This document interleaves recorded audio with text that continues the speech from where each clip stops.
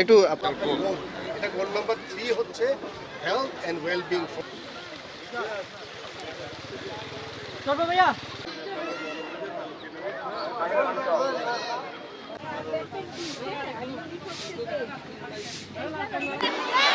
বছরের স্তর গোদর মাঠ আর তারপর নগরপিতা আমাদের সকলের প্রিয়তা জনপাতে মূল যে আমার যে কনসেপ্ট নিয়ে আমি কাজ করছি, যেদিন আমি দায়িত্ব নিয়েছি আমি বলেছি যে আমরা একটা clean city, green city, healthy city করব।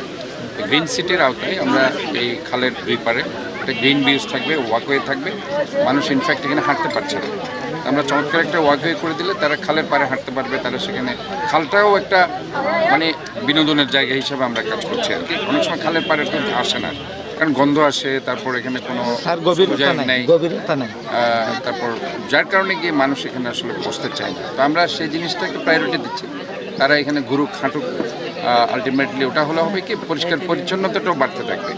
আমরা যখন এটাকে ধরেন আনইউটিলাইজড রাখি সো দ্যাট মানুষ সেখানে বিভিন্ন ধরনের কিছু ফেলতে থাকে, সো এখানে ধরেন মানুষজন যখন ঘুরতে থাকবে তখন তারা নিজেরাও অবলোকন করবে এখানে খালটা পরিষ্কার আছে, হয়তোবা আমাদের উদ্যোগ হোক, নিজস্ব উদ্যোগ তারা করতে থাকবে, কারণ এখানে আসলে শহরটা তো সবারই, তাই না?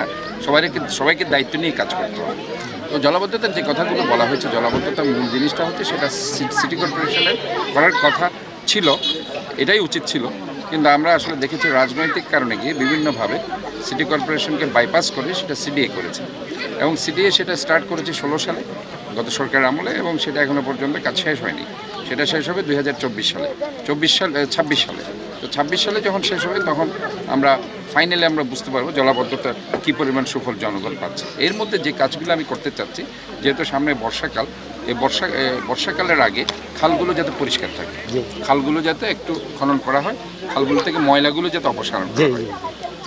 কাজে এই জায়গায় আমি বলবো যে একটা গণসচেতনতা বৃদ্ধি করতে হবে। আজকে আমাদের যে প্ল্যান সেটা হচ্ছে আমরা যে খেলার মাঠের কথা বলেছিলাম, আপনার প্রথম দিন আমি বলেছি 41টা ওয়ার্ডে 41টা খেলার মাঠ আমরা করে দেব। আজকে ফিরোজ শাহ জায়গা আপনার আকবর শাহ যেটা 9 নং ওয়ার্ড, সেখানে খেলার মাঠের একটা আমরা কাজ করছি, আজকে সেটা ভিত্তিপ্রস্তর হবে ফিরোজ শাহ মাঠে। আরেকটা খেলার মাঠ আমরা ওই যে বহুরূপী মাঠ যেটা বলে 11 নম্বর ওয়ার্ড কাঠটলিতে, সেখানে একটা মাঠের আজকে আমরা ভিত্তিপ্রস্তর করব। কাজে আমরা 3টা জিনিস আজকে করছি, 2টো খেলার মাঠ, আরেকটি হচ্ছে এই যে খালের পাড়। তো আমরা চাচ্ছি একটু দৃষ্টিনন্দন হোক, একটু গ্রিন ভিউজ মানুষ পাক, এবং অ্যাটলিস্ট চট্টগ্রাম একটু সুন্দর পরিচ্ছন্ন, এটা আমাদের মূল।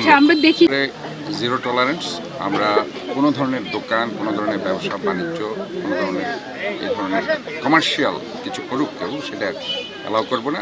আপনারা হয়তো খেয়াল করছেন রাতে আমাদের অভিযান চলছে, কালকেও আমরা আগ্রাবাদ এলাকায় অভিযান চালিয়েছি, এর আগে জামালখানা এলাকায় অভিযান চালিয়েছি। কাজে আমাদের পাশাপাশি অভিযানগুলো চলতে থাকবে যাতে করে জন দুর্ভোগ না হয়, জনগণ যাতে ফুটপাথ ধরে হাঁটতে পারে।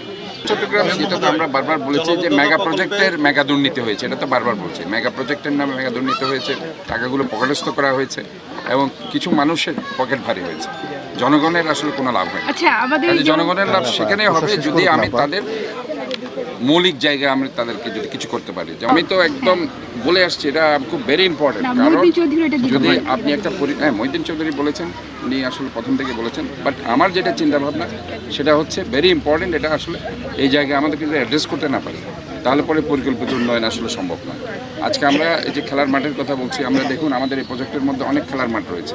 আমি বারবার ওই খেলার মাঠের কথা কেন বলছি, আজকে যুব সমাজ অবক্ষয়, যুব সমাজ অন্যদিকে ধাবিত হচ্ছে, তারা বিভিন্নভাবে আজকে নষ্ট হয়ে যাচ্ছে, কিশোর গ্যাং সৃষ্টি হচ্ছে।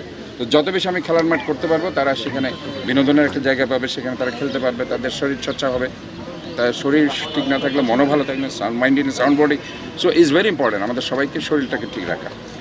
সো দ্যাট আমি ওই মাঠটাকে এই জন্য প্রাধান্য দিয়েছি। আর এখানে টার্ফ এত বেশি হচ্ছে যে একটা গ্রুপ বৈষম্যের শিকার হচ্ছে, একটা শ্রেণী সেখানে খেলতে পারছে না, তার মধ্যে একটা মানসিক বৈকলাঙ্গ তৈরি হচ্ছে, তার একটা সাইকো ডিপ্রেসিভ ইলনেস তৈরি হচ্ছে, যেগুলো আমাদের সমাজের জন্য আমি মনে করি খুব খারাপ দিক। তো সব মিলিয়ে আমি চাচ্ছি যে খেলার মাঠটাকে প্রাধান্য দিতে। ইতিমধ্যেই আমি প্রায় 5-6টা মাঠ করে ফেলেছি, এবং ভিত্তিপ্রস্তর আরও 2টা হালি শহরে আমাদের প্ল্যান আছে। বাকলি স্কুলের মাঠটাকে আমরা সুন্দর করবো, আমাদের যে স্টেডিয়াম আছে বাকলিয়াতে সেটাকেও আমরা একটা সুন্দর অবস্থায় নিয়ে যাব, এবং জাম্বুরি মাঠ যেটা ওটা সর্বসাধারণের জন্য খুলে দেওয়ার প্ল্যান করেছে। কাজে এই চিন্তাগুলো আমাদের আছে। আমি চাচ্ছি যে খেলার মাঠ যত বেশি হোক, পার্ক যত বেশি হোক, মানুষ হাসুক ঘুরুক, কারণ চট্টগ্রামে কোনো ধরনের বিনোদন থাকা সত্ত্বেও, প্রাচ্যের রানী হওয়া সত্ত্বেও, পাহাড়ে সমুদ্রের জায়গা হওয়া সত্ত্বেও চট্টগ্রাম মানুষ অবহেলিত। কাজে এই জিনিসটাকে আমরা চাই যে চট্টগ্রাম আগের জায়গায় ফিরে যাক।